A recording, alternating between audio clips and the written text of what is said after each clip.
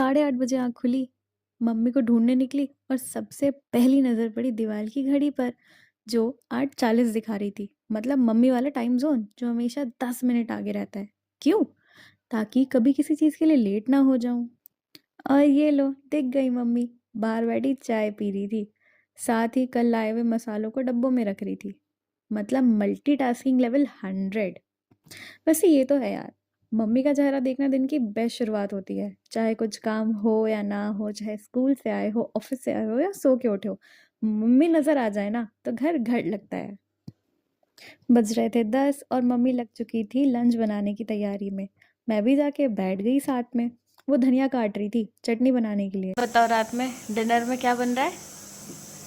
सत्तू वाला रोटी, लिट्टी लिट्टी, लिट्टी और चोखा और चटनी। टमाटर वाला या धनिया पत्ता वाला? धनिया पत्ता, बैगन, टमाटर, आलू, सबका सबका अलग अलग? अलग अलग। ठीक है। और दोपहर में?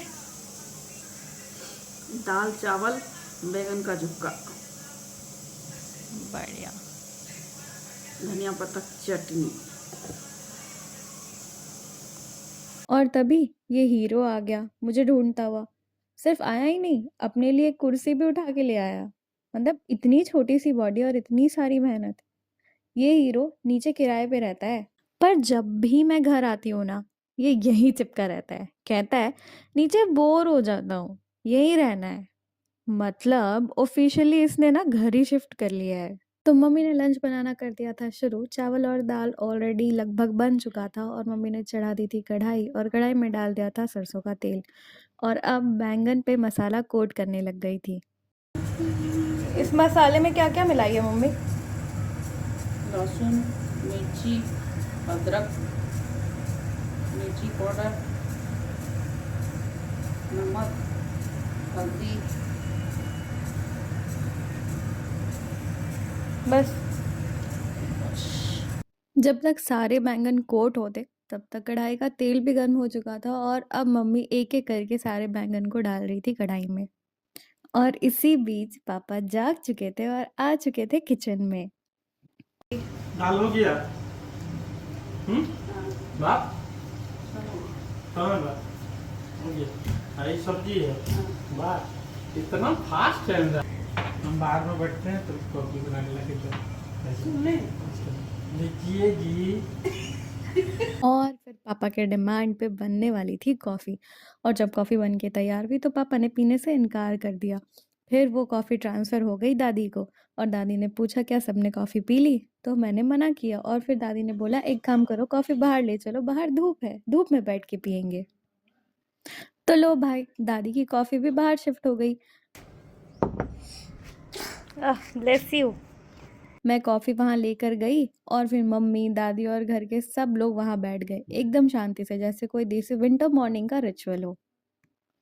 पर फिर मम्मी ने एकदम से ऑर्डर दे दिया, बैंगन देख लेना जल नहीं जाए।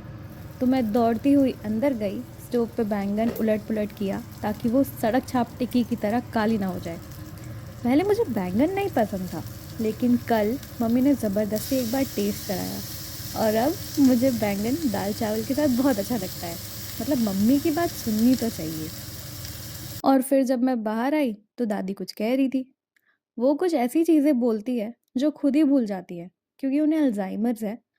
तो कुछ भी कहकर 10 मिनट में इरेज कर देती हैं। पर एक चीज़ जो हमेशा याद रहती है, एक कौवा। हाँ, एक कौवा। कौवा कौवा बसला था दिवाली पर।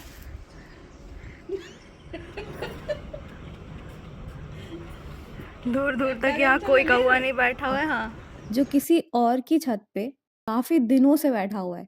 मतलब वो कौवा जो सिर्फ दादी को दिखाई देता है, छन बाकी कौवा। सबके लिए इनविजिबल मोड ऑन है। और थोड़ी देर बाद बाबा भी बाजार से वापस आ गए थे, और तब तक मम्मी ने दादी को भी फटाफट से नहला दिया। मम्मी दादी के बालों में तेल लगा के मस्त उनकी चंपी कर रही थी। दादी भी फुल रिलैक्सेशन मोड में आ गई थी, जैसे किसी स्पा में हो। फिर मम्मी ने उनके बाल अच्छे से कंघी किए और फिर सिंदूर लगा दिया। मतलब पूरी महारानी ट्रीटमेंट ले रही थी दादी। दादी तो फुल मज़े में थी। मम्मी तो वैसे भी उनको रोज़ नहलाती हैं, क्योंकि दादी ज़्यादा देर तक खड़ी नहीं रह सकती ना। बाहर बैठकर बातें करते करते मैं बिल्कुल चिल मोड में थी, और फिर अचानक याद आया बैंगन! जैसे ही ढक्कन हटाया, मैंने एक बैंगन पलटा और वो पूरा काला हो रखा था। जल्दी से स्टोव ऑफ किया, बाकी बैंगन पलटे, लेकिन देखा तो वो एकदम क्रिस्पी सा लग रहा था। मतलब एक्सीडेंट से एक नई रेसिपी का इन्वेंशन हो गया। मैंने सोचा, ये तो और भी टेस्टी लगेगा, लेकिन मम्मी गुस्सा नहीं हो जाए कहीं। चिमनी को वेव किया कि वो ऑफ हो जाए और फिर मैं आराम से बाहर चली गई, ये सोचते-सोचते कि बस मम्मी को वो जला हुआ ना लगे। लंच का टाइम हो गया था। मम्मी सबके लिए दही और गुड़ वाली कटोरी बना रही थी। मैंने एक कटोरी दादी को दी और फिर हम लोग सब रेडी हो गए थे खाना खाने के लिए। बस अब मैं भी अपना खाने का प्लेट लेके बैठ गई मम्मी और पापा के साथ। और एक इम्पॉर्टेंट काम जो रह गया था, तारक मेहता का उल्टा चश्मा देखना। भाई, इंडिया में बिना इसके खाना खाना मज़ा ही नहीं आता।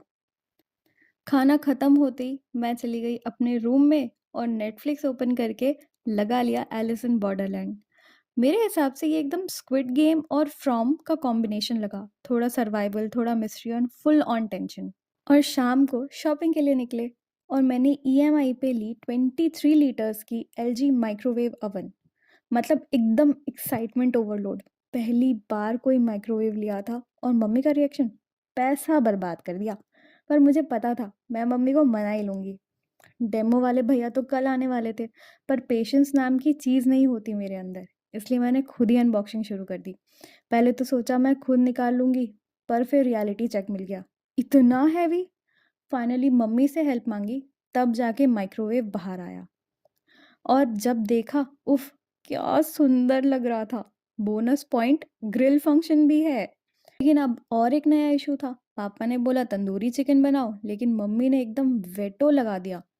अगर इसमें नॉनवेज बना, तो ये माइक्रोवेव किचन में नहीं रहेगा। मतलब पहला डिश मिठाई ही बननी चाहिए। तो मैंने हॉल में एक पुरानी टेबल पर माइक्रोवेव सेट किया और डिसाइड किया एगलेस केक बनाऊंगी। बैटर रेडी किया और 25 से 30 मिनट के लिए बेक होने रखा। और अब शुरू हो गया था मेरे पेशेंस का टेस्ट। तो टाइम पास करने के लिए फ़ोन स्टोरेज क्लीन करना स्टार्ट कर दिया। By the way, I love my phone, बस स्टोरेज थोड़ी कम है। और बाहर बाहर देखा तो फुल फॉग, मतलब एकदम हॉरर मूवी वाली वाइब। और थोड़ी देर बाद जब केक के पास गई तो देखा 14 मिनट अभी भी बाकी थे। तभी बाबा ने बुलाया। उनके रूम में गई तो वो दादी को ब्लैंकेट सेट करने में हेल्प कर रहे थे और क्रिकेट भी देख रहे थे। और बोला, बेटा लाइट ऑफ कर दो। और फिर आया ग्रैंड फिनाले। मेरा केक रेडी हो चुका था। एक्साइटमेंट फुल पीक पर थी। पर एक छोटी सी दिक्कत, जो कटोरा था वो बहुत गर्म था। मम्मी की मदद से कटोरे को बहुत अच्छे से सेफली बाहर निकाला। लेकिन जब मैंने केक देखा तो सारी एक्साइटमेंट ज़ीरो, क्योंकि केक राइज ही नहीं हुआ। मतलब एकदम फ्लैट, जैसे पिटा हुआ क्रिकेट बॉल। दिल तो टूट गया, लेकिन क्या कर सकते हैं। थोड़ा ठंडा होने दिया केक को, फिर मम्मी ने कटोरा उल्टा करके प्लेट पर निकाल लिया केक। केक कट किया और टेस्ट किया। मम्मी ने बोला, एकदम सॉफ्ट तो नहीं बना है, बट टेस्ट अच्छा है। टेंशन मत लो, कल दोबारा ट्राई करेंगे। बस फिर मैंने और मम्मी ने गरम-गरम केक को एन्जॉय किया और सोचा कि कल और ज़्यादा मेहनत करके, थोड़ी और रिसर्च करके फिर से केक बनाऊँगी जो सबको टेस्ट करवाऊँगी। अगर आपको ये व्लॉग पसंद आया हो तो लाइक करें, शेयर करें और सब्सक्राइब ज़रूर करें। बाय।